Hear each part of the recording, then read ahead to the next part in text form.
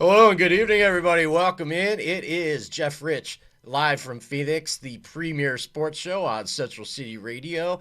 I'm here at the Central City Radio studios in Phoenix, Arizona, and I am joined by my new partner in crime, not making his debut, but back again for the second time, Mr. Ernest Hester from Mesa Community College and just the sports landscape in general. How you doing this week, Ernest? Jeff, what's going on, man? A lot of things going on this Tuesday. You know, I do everything from football to the courts, so let's talk sports. All right, so big news obviously coming up this weekend. We got Super Bowl 56 from SoFi Stadium in Inglewood, California.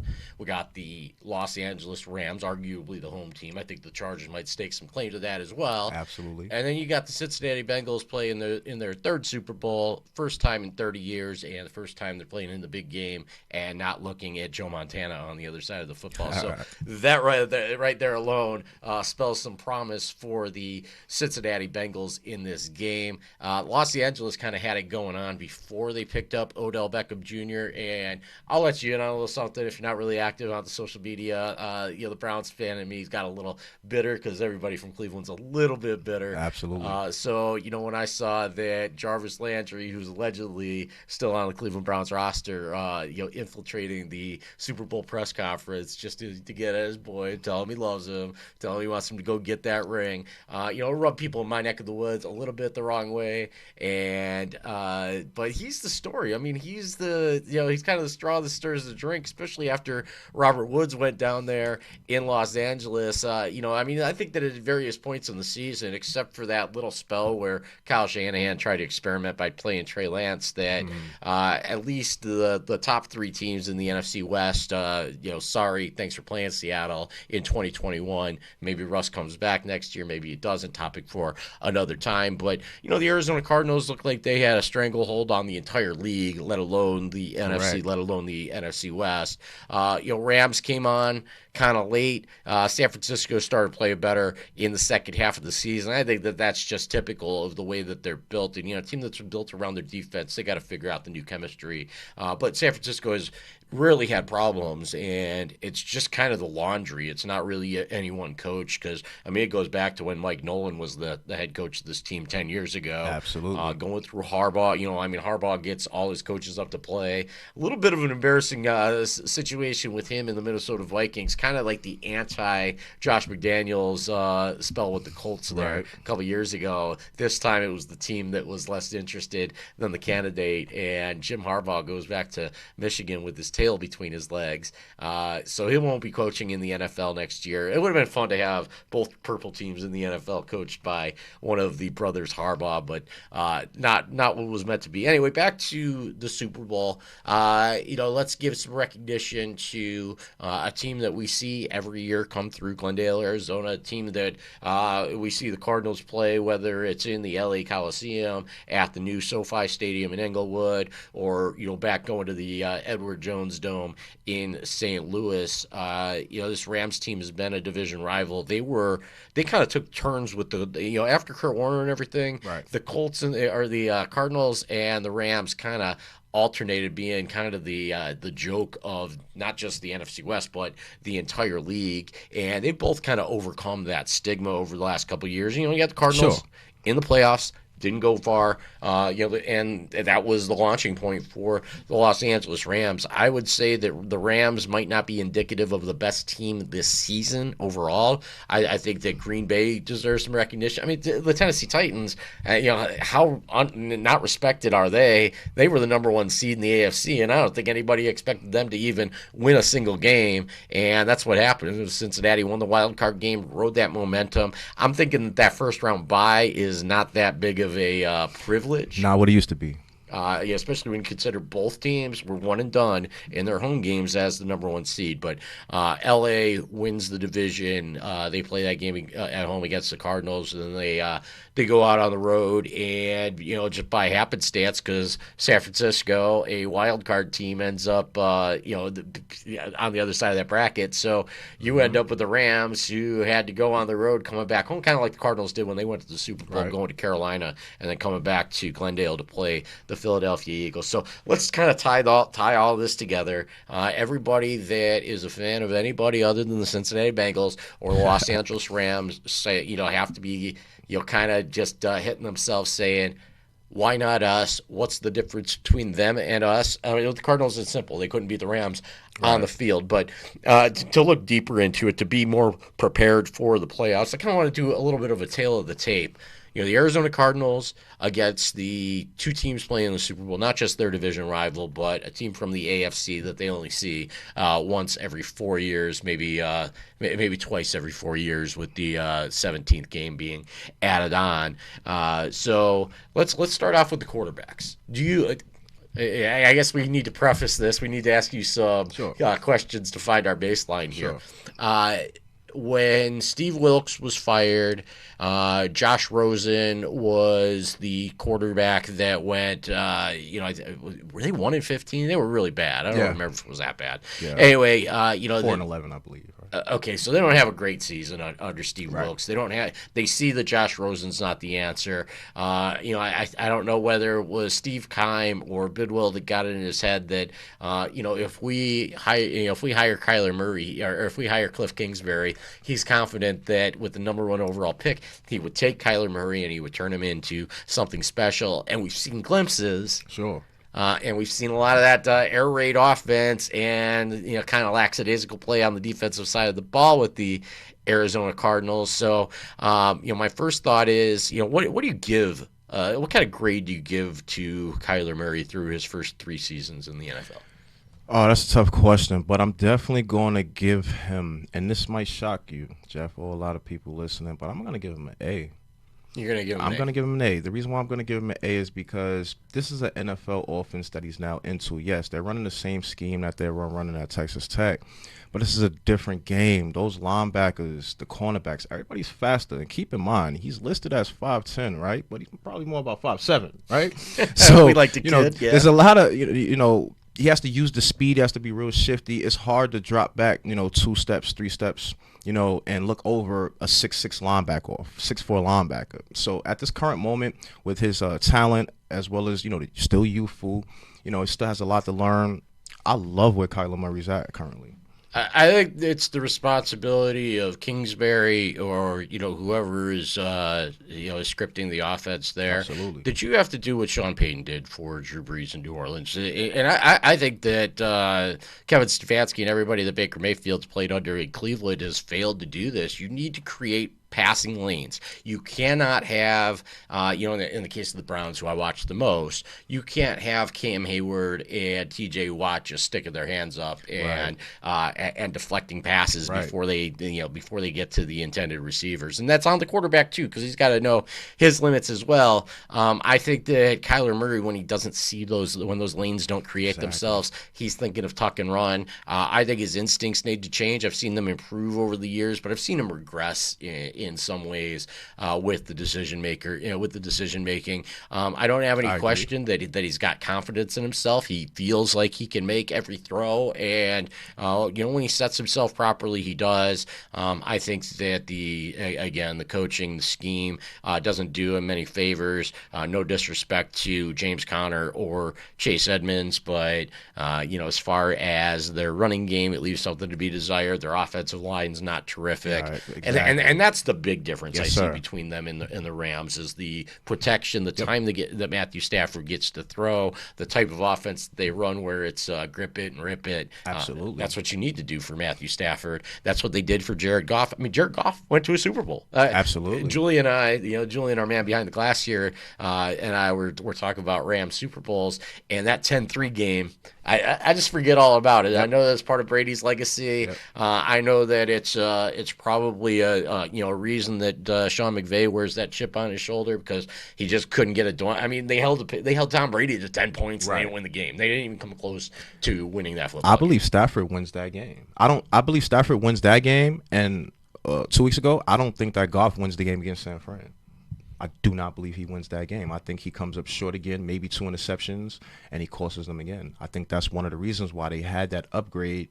It took a little while for them to get together, but Matthew Stafford with that offense, and then let's not forget the defense of the LA Rams, which I'm sure we're going to discuss. But that defense, sort of like with Kyler Murray, there's something to be said when, you're having a lot of 3 and outs, and then you can go sit down and your defense get you the ball right back so that you can catch them off, get some rhythm. So I don't really love the weapons that he's got around him. I mentioned the running game. Agreed. Until they went out, Agreed. Max Williams was playing okay until he got hurt, and then they go out and get Zach Ertz, and they Right. did what they can't. But what happened to AJ Green?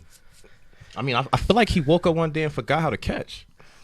I think he got shook by that Packers game. I think he made a rookie mistake as a guy that's supposed to be a veteran leader, and I'm complimenting him throughout that Thursday night football game against Green Bay. I'm like, oh, look at the veteran moves by AJ Green to kind of find the holes in the zone and settle in and give Kyler a third or fourth option, because he's not the number one guy like he was in Cincinnati. It's got to be messed up. It got to be really messed up for him. He plays for the Arizona Cardinals after spending his entire career losing with the Cincinnati Bengals, and he looks at the other side of the bracket there in the AFC, and you see Cincinnati goes to the Super Bowl in their first season without him, right? Right. Yeah, absolutely. Well, listen, we went a long way from Carson Palmer and TJ Houshmandzadeh and Chad Johnson, right? Yeah. So, those Bengals. See, I thought you were talking about the Cardinals still with the Carson Palmer mention, but yeah, he did play a couple years in Cincinnati. Yes, he did go to Cardinals. Yeah, he did play in Arizona as well, right? Yeah. Absolutely, he did. So he was the last one to win a playoff game.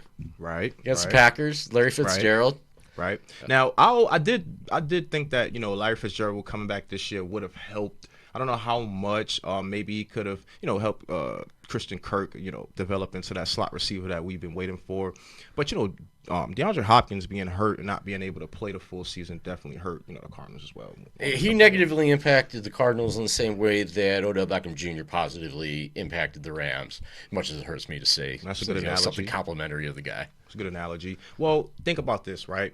There is no Odell Beckham if Robert Woods doesn't go down, right? So, I mean, if Robert Well, think about the butterfly effect of that, because you still have Odell Beckham Jr. who could play, who is in a prove-it former year. New York Giant, by the way. Yeah, he's in a prove-it year on his contract, so he's got to get the play. That's why he wants to get away from Baker Mayfield. I didn't like the method that he used, but I understand his motives in trying to get out of Cleveland before the end of the season, before he's stuck there in a low-value contract, because he didn't get to prove it in Cleveland, which is what he thought he was getting, I think, when he got away from diminishing Eli, but a Hall of Famer in Eli Manning at that, potentially. I think that there's arguments against it, but I think that they're going to be shot down pretty quickly. Eli's in the Hall of Fame, Jeff. Yeah. You're talking about my New York Giants. Eli's in the He's just not there yet. he just doesn't have the jacket. He knows how to get there. He knows the way. Absolutely. I think his brother's a member, so he's probably going to. I'm going to say this though. We got 2. We went through New England to get both of those. To me, that's always going to be worth 4. Just for that alone, he's in. Yeah, well, and I'll tell you what, that Week 17 was game that they played in 2007 was a great dress rehearsal. Absolutely. I mean, it went right down to it, and the Giants had to pull one out the week before so that it wasn't a must-win game. I think they had to beat the Bills, who were pretty good that year. But that game gave us that confidence. We knew. But even before we got to that Super Bowl, the way we played against the Packers. And in the divisional that year, the way that Plaxico Burress, he went at was Al Harris, I believe, was one of the best corners at the time. Who picked off Favre in overtime? Do you remember that? Oh man, because I really thought it turned out to be Favre's last play as a Packer, but I thought it might be the last play of his career, throwing a OT interception. Will Harris? No, he's the one that picked. He's the Packer that picked off Hasselbeck when Hasselbeck won the toss. No, and said, "We want the ball." Thinking about the Giants safety. He actually played for the Pittsburgh Steelers, right? And then he got shifted over to my Giants. He actually changed his name too. It wasn't William Gay, right? No. We'll get back to that. We'll have to get back to that. Hey, speaking of the Mannings, I don't know if you saw the earning potential for Arch Manning, the nephew of both Eli and Peyton, son of Cooper Manning. Highly touted recruit. He'll be a junior in high school this year, but the offers that he's getting, it sounds like he can get $10 million without playing it down just for having that Manning name, having the established family with Eli and Peyton coming before him. I mean, I think that nice. it adds up to being very big bust potential. Well, I don't know. I mean, listen, they said Daniel Jones was through the through the Peyton Manning and Archie Manning pipeline, and you see what he's doing right now, currently on this level, right? So, I guess for Is he like Josh Allen? You know, 'cause the obvious connection is Brian Daboll becomes the coach of the Giants. Is he on that? Is he on that same level as Josh Allen? Could Brian Daboll do that much to fix Daniel Jones? I know that he's not the bruiser. You know, he's not like a fullback like Josh Allen is, but he can run the ball a little bit. You know, as long as he can stay on his feet. You know, for the length of the field. You know, nothing more than 60 yards for Daniel Jones. I don't see Daniel Jones being a Josh Allen with the big arm, tucking it, running, picking, turning 3 yards into 11, maybe knocking ahead in the process. I don't see Daniel Jones doing that. I see him being a really great check down quarterback. And I do believe that once he starts to figure out the difference between that Mike blitz and that Sam blitz and who's coming off the edge and who's dropping back, I think it'll make all the world of difference. I think this year that we'll see some improvements from Daniel Jones this year. I do believe that. We have to. This is year 3. And I look at it as Joe Judge. Joe Judge gets a job with the Patriots once again, right. But they just Pat Shurmur too. You know, I mean, they just kind of it felt like the Giants were walking in place for a lot of years. So I'm not going to ask you to compare your team to the NFC champions or the AFC champions. I'm going to ask you to tell me what they need to do to get over the hump that is the Dallas Cowboys, and I'll throw the Eagles in there too. What do they need to do to be better than those two teams?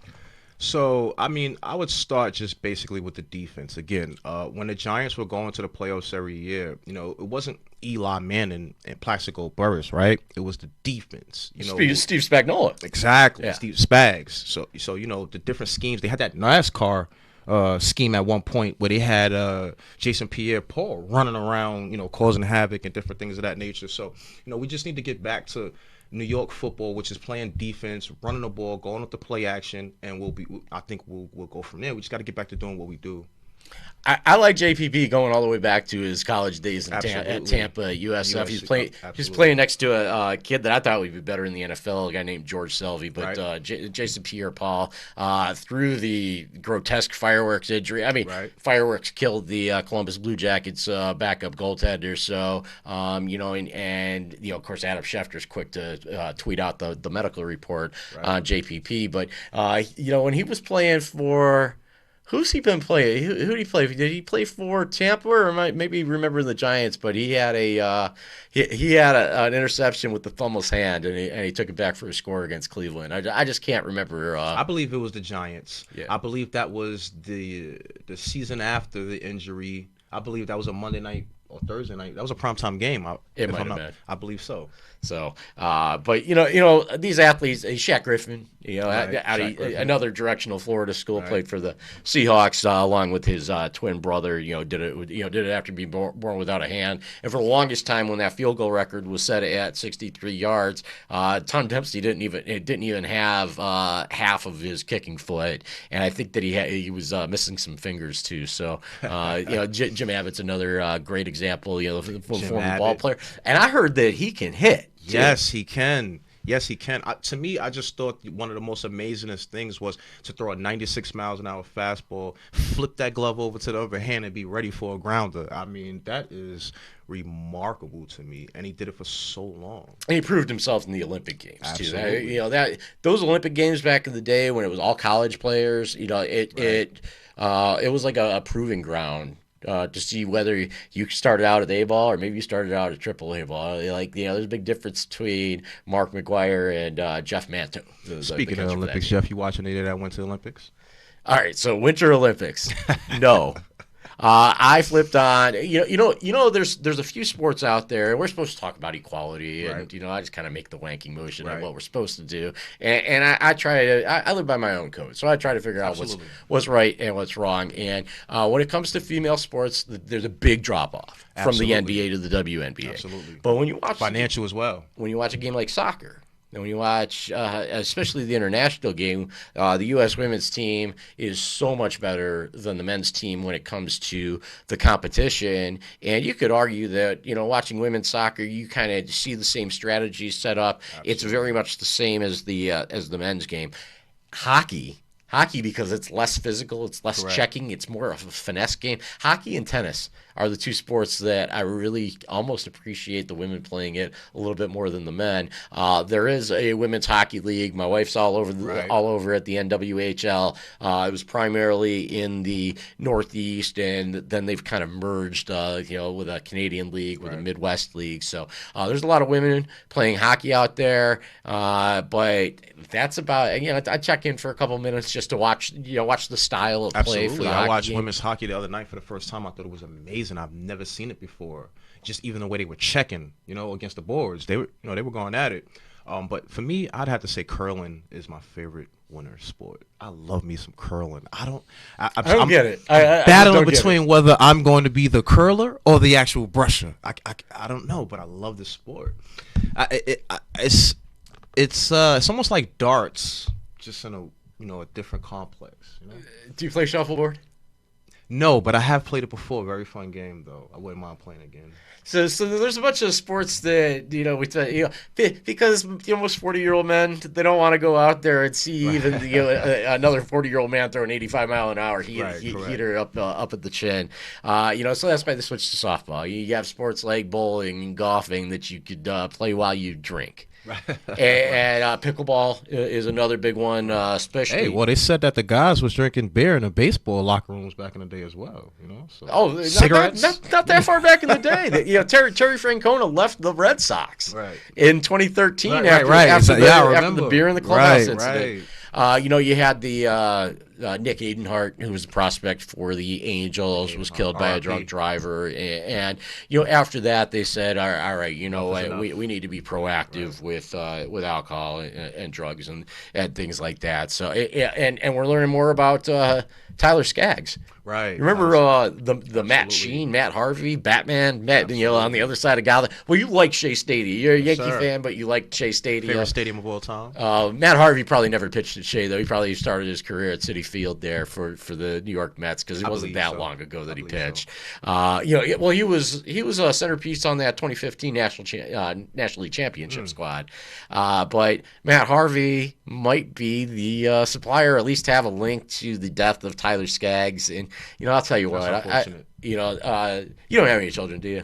I have one. Okay, but I mean, your love for your children, if something happened, you didn't have that child anymore. Absolutely. You want answers. Absolutely. So I completely understand the Skaggs family chasing down those answers. The point that it got to where the addiction was so heavy. That's where we have to raise a concern, whether we're the crying mothers of America or not. We have to show concern for our fellow man. So it's really difficult when when these athletes die, like the Chinese athlete Peng Shui, missing forever, and drew huge concern. And it's like, well, you only appreciate that she's missing because she plays tennis. Right. And I'm like, damn right. I only appreciate some of these stories that happen to athletes that if they happen to Joe Schmo, I wouldn't care about, because Joe Schmo doesn't, it doesn't have any impact. It's like telling me somebody died in a country 5,000 miles from here. It's sad. Absolutely. But it doesn't touch me.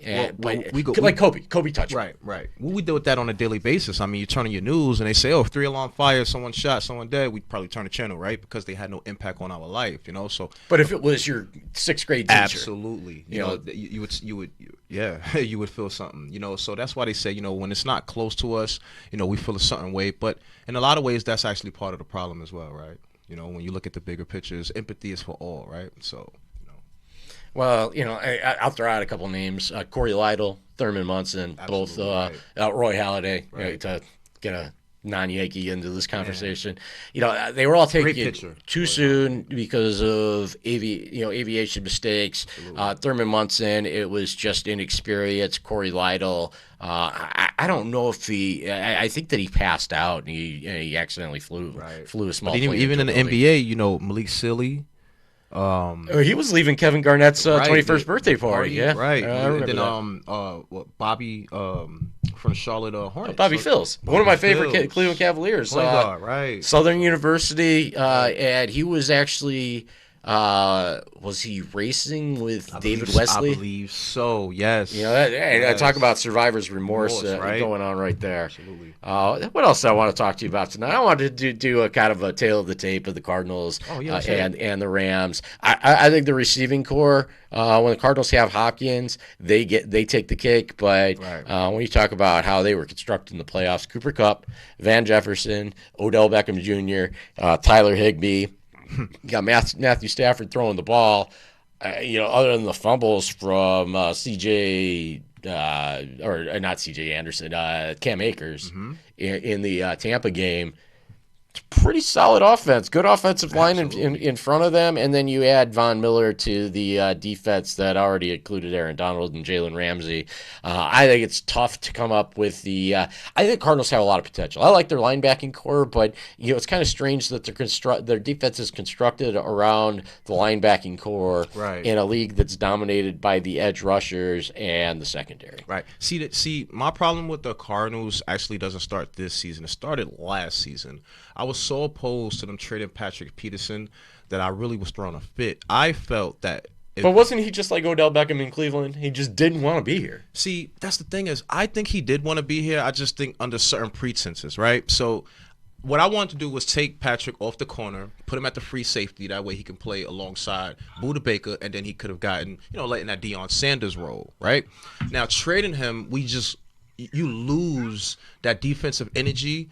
Like, we had the no-fly zone here, right? Then we had the no-fly zone here. So Vantrell roll exactly. And Patrick. So, that secondary there, was second to none. But then also, J.J. Watt can't stay on the field. Look how much Byron Murphy stepped up when Patrick. No, I do agree. I love me some Byron Murphy as well. But, J.J. Watt can't stay on the field. Chandler Jones isn't getting any younger. Corey Peters isn't getting any younger.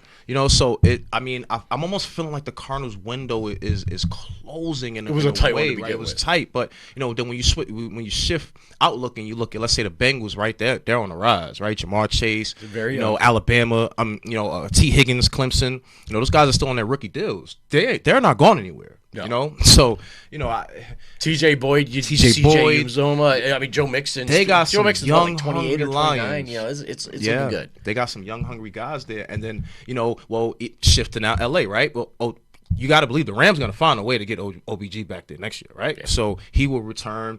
Robert Woods may or may not return. Right? They're going to have some cap issues. They're going to have some cap issues, especially if they try. But you want to bring Vaughn. everybody back. Vaughn, you got to get everybody there. So but is it worth it for the Super Bowl? Absolutely, of course. Absolutely. All right, so let's move on to the NBA All-Star games coming up on the 20th in Cleveland. Charles Barkley comes out. Suns are 43-10. I mean, Suns are so fucking boring right now because there's not really a lot to pick apart. Nope. I mean, the discourse on social media might be about rotations, beating everybody by 15-17. Game is done by late third. Listen, that's what Suns fans have been waiting for a long time. And CJ McCollum goes to New Orleans. Who goes to the Sabonis goes to the Kings, so you can cross that big man deal off. Right. It's going to be interesting to see this arms race down the stretch. But we got the All-Star game coming up. The one here's something that's only notable because it's Charles. He's usually an ally of the Phoenix Suns and ASU. He's usually a fan of the teams in town. Like it's like this is kind of his town because he left Philadelphia, Houston. Those stops in his career. They weren't as meaningful as his finals run with the Suns and his MVP season in '93. So when he talks about the Suns, I tend to listen, right? So he says the one thing that concerns me about the Suns, Clay and Steph against Booker and CP. Clay and Steph don't have to play great for the Warriors to win. Booker and CP3 have to play great for the Suns to win. Ayton's going to get me 16, 17. Booker's the only guy capable of getting me 30, and CP can get me 20. And I think that's understating Chris Paul's value because he's not a scorer. CP can get me 20. Booker is the guy. But the problem is, the problem they got is they got to guard them other two players, so that's going to be a lot to ask in a 7-game series. I don't think the narrative's changed with the Phoenix Suns. I think that it was the same way going against PG-13 and the Clippers. I mean, that's a different series with Kawhi on the floor. Lakers series goes different with with a healthy AD playing throughout and a healthy LeBron, which it's something that doesn't really not really going to exist a whole Right. hell of a lot going forward. So you got to accept LeBron for the condition that he's in, but you got to try to keep the other players healthy around you. Anthony Davis being injured, missing Right. games is nothing new. You did that in New Orleans as well. But the Suns team, it's kind of hard to pick apart. But you have to look at the worst case scenario. Worst case scenario in the finals for them. They were missing Chris Paul for 2 games. Right. I think it was COVID protocol in the conference finals. You lose Dario Saric in game 2. You go up 2-0 and you can't win another game because you don't have a backup center. And Milwaukee just had that depth on you. So I'm not sure if Dario Saric was healthy, if he was going to stop Giannis. Giannis was on a mission during that post. But think about all the minutes that you had to play Torrey Craig at the 5. I Think about agree. the minutes you had to give fouls Frank on- Kaminsky. Yeah, I mean there was some depth issues, and both those, I agree. The Suns have to play their best game to win against the players in this league. But you had a bad game in, I think it was game 4 from Chris Paul, game 5 from Devin Booker. And when they don't win game 5 at home, they pretty much hand the series to Milwaukee, going back for 6, even though it could have come back here for 7. Once they lost game 5, once they lost a home game in the finals, had to go back to Milwaukee because you know how it goes. Series don't start until somebody wins in the other team's gym, and that did not happen until game 5, and that's when Milwaukee took the series, and then they brought it home, and they weren't going to play at home and not and not win it all with a chance to close it out. They're not the Cleveland Indians. I think Sir Charles has been in Atlanta a little too long. I think he has to come back home to Phoenix and catch that groove back. He knows. Do you think Kenny and Shaq are serving him the Kool-Aid? I don't listen. Sir Charles knows what he's saying. Let's just put this in perspective, right? Look, when you think about Chris Paul, 2 years ago before he came to the Suns, do we remember what he did with that Oklahoma City Thunder team? Oh, of course. I mean, he took those guys to the playoffs with Lou Dort. And I mean, hey, don't speak blasphemous of the ASU guys. Listen, I love ASU. I love me some Lou Dort. But at that time, he wasn't even scoring 6 points a game, right? You had the young up-and-coming Shea Gilgeous-Alexander, who he had, doing some things. They still had that goon, Steven Adams. They had some pieces, right? But listen, him coming to the Phoenix Suns, I think is one of the best acquisitions in Phoenix Sun history. Ever. Absolutely. I wish I could have. It'd be a better conversation if I had disagreed with you on that point. And I don't really like Chris Paul. I don't like the whole banana boat crew. Quintessential point guard. Quintessential point guard is Chris Paul. Well, he directs traffic. He makes DeAndre Ayton a max player, whether the Suns give it to him or not. And he manipulates everything. Every play he's looking for an edge. So listen, man, he knows he's someone. It's going to be hard to take the Suns out. When you look at that Western landscape, besides, again, those boys in San Francisco, it's going to be tough to take the Suns out 4 times in a week and a half. What do you think of the All-Star rosters? Do you get into the snubs? You get into Absolutely. All right. So, who was the most deserving All-Star that made it, and who was the most deserving All-Star that got left out? I love Andrew Wiggins being an All-Star this year. I feel like Andrew Wiggins is starting to come into what we thought he was going to be coming out of Kansas. I know he's had some rough times. And as far as not making the All-Star game this year, that's going to be a tough one. There's a lot of people who I think that probably should have been All-Stars. I like that they rewarded LaMelo Ball and DeJounte Murray. Yeah, but But Chris Middleton, that kind of makes you wonder, right? Yeah. Are they watching this year, or is this a Lifetime Achievement Award? Right, exactly. Is Julius Randle an All-Star this year? It's tough because he's the best player on his team by a country mile. No. I set that question to ask you: is De'Aaron Fox an All-Star this year? You see what I'm saying? The snubs are who are you going to take out? Like, you can name your snubs all day long, but you got to figure out who you're going to take out. I'm not going to take out anybody. What's my starters again? We got Kevin Durant, Trae Young. Right, Giannis, Joel Young, Embiid. I still like to call him Joel Embiid. Zach, right? Levine, right? He's an All-Star, right? Yeah, he's not a starter, but he's exactly. He's an All-Star, so he has to be there. LaMelo, I think. What about Jaylen Brown? Oh man, he's been hurt a lot of the year. Yeah. Right. So if anything, you would probably take him out, and give that spot to someone else. I would have loved to seen Kemba Walker really shine in the Knicks so that he could have been an All-Star this year in his first year as a Knick. I thought that would have been great. I got a little story about Kemba Walker. Hit me. So it's 2000. It's 2009. Cavaliers are coming in to play the Suns. It's probably early March, and I'm also a big fan of Big East basketball. I always have. Right. So I'm looking for tickets, and I haven't been to a basketball game period in a number of years, and I'm like, you know what, LeBron might not play for the Cavs forever. This might be one of the last chances I get to see him play. He was going to be there the next year, and I did see them in 2010. But called a couple of friends who had relatives or cousins, brothers, neighbors, sisters, and that sold tickets, and they're like, yeah, we'll hook you up, can get you in the building for $700. That's right behind the backboard in the last row upstairs. It's like, you know what? I don't need to see it bad. So I stay home and I watch this game between Syracuse and UConn. Mm-hmm. And this is not. I don't think this is a good Kemba Walker story because Syracuse ends up taking that one in like 6 overtimes. Johnny Flynn was on that team. Right. Eric Devendorf was on that team. Kemba Walker and Hasheem Thabeet were definitely on that Stanley UConn team. Johnson. Yeah. Well, I saw that UConn team when they played. Wasn't Memphis? It was supposed to be Memphis. Yeah. It ended up being Missouri because Missouri beat Memphis in the Sweet 16. So I ended up seeing them out at Glendale, which is a terrible place to watch a basketball game unless you've got courtside seats. But Kemba Walker, I'll always remember him for the Big East run and then the tournament run. And Kevin Ollie, who ended up getting a raw deal there at UConn, wins with Jim Calhoun's recruits. But Kemba Walker was special, and I think that he was. I think he was hidden in Charlotte for a minute, and he had to go to Boston to to really put himself on the map. But he's one of those players, and he's a Rice High School dude.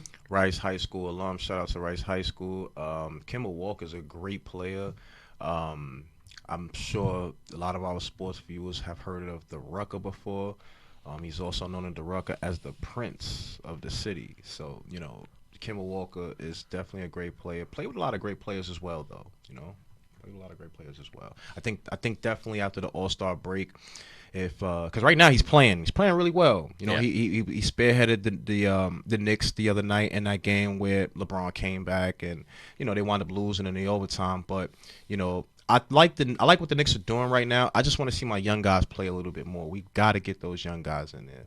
All right. It's mid-February. It's a little late for the Super Bowl. This is about the time of year that we expect pitchers and catchers to report to Florida and Arizona for spring training. The game doesn't exist. It's all silhouettes on MLB.com. There's no stories about any current players written there. Collective bargaining agreement, I think the players are chasing after more of a revenue share. They are trying to eliminate service time manipulation by just changing it to where it's 2 seasons, regardless of how you slice it up. They want to start free agency a little bit earlier. And you think about it, you have such an advantage. You have such an advantage if you get drafted out of high school versus out of college. Because absolutely, you get drafted out of college. You get called up or probably the next year. You're 23. You've been in the system for a year and a half. Mm-hmm.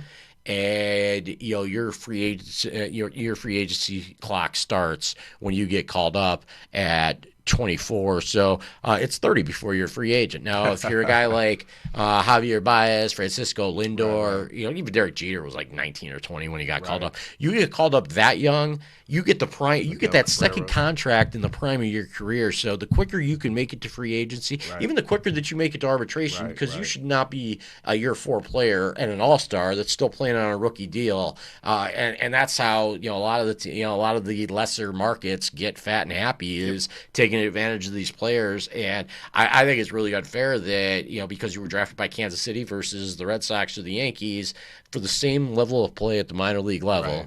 You are not going to get treated the same, and some of these guys have to play for bad teams, have to play for the Oaklands and Kansas Cities before they can get traded. A lot of the international players fall into that type of conundrum as well. The way they come over here, they're promised all these things, and they only get a certain amount, and then they're still stuck on that rookie contract. So there's a lot of guys who came over, and Miguel Cabrera was one who got drafted early and was able to catch multiple contracts. We see Yasiel Puig now come in and get a couple of contracts right. I think think his last one was with Cleveland. I do believe he had. Well, Did he resign with Cleveland? The Dodgers traded his contract to the Reds, and then the Reds moved it to Cleveland. Okay, but right. he was expiring after the 2020 season. He didn't play last year.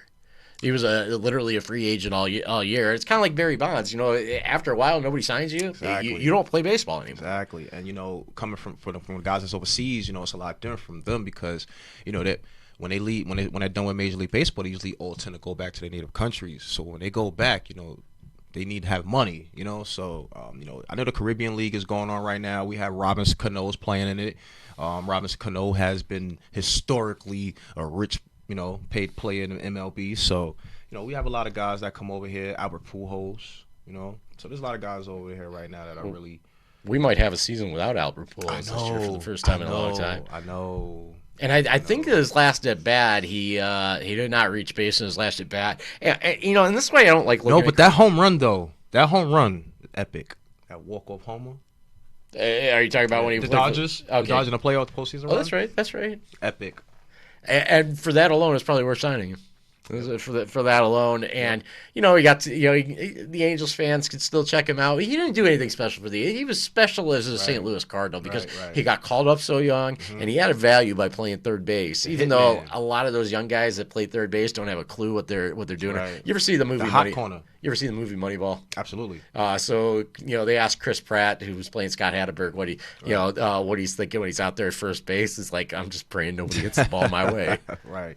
And that hot corner is a different thing, man. Your reflexes, reaction, everything has to be in tune, man, because the ball definitely gets on you quick. That's why they call it the hot corner. Wade Boggs, though, right? One of the best third basemen of all time. Well, he was one of the best offenses. He played it okay. I think he played some great third base. I'm gonna give Wade the nod on that. He was a great offensive player, without a doubt.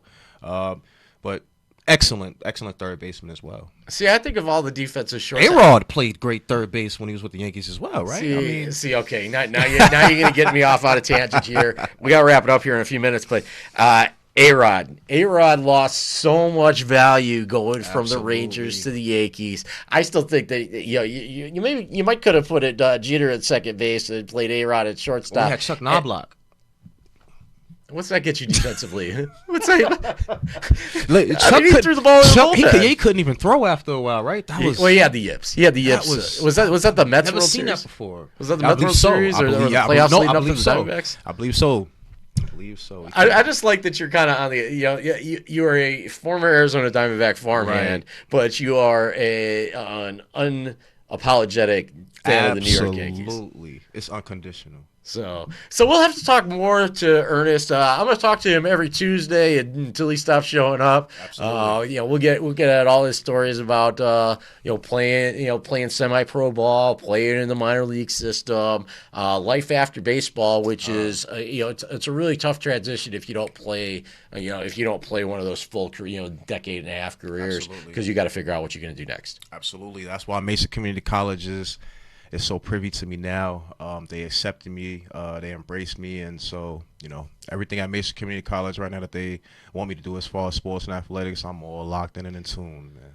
All right, the next superstar behind the microphone here at Central City Radio Sports, Ernest Hester. We'll talk to him again next week. It's my pleasure to have him on. My name is Jeff Rich. This has been Jeff Rich, live from Phoenix on CentralCityRadio.com.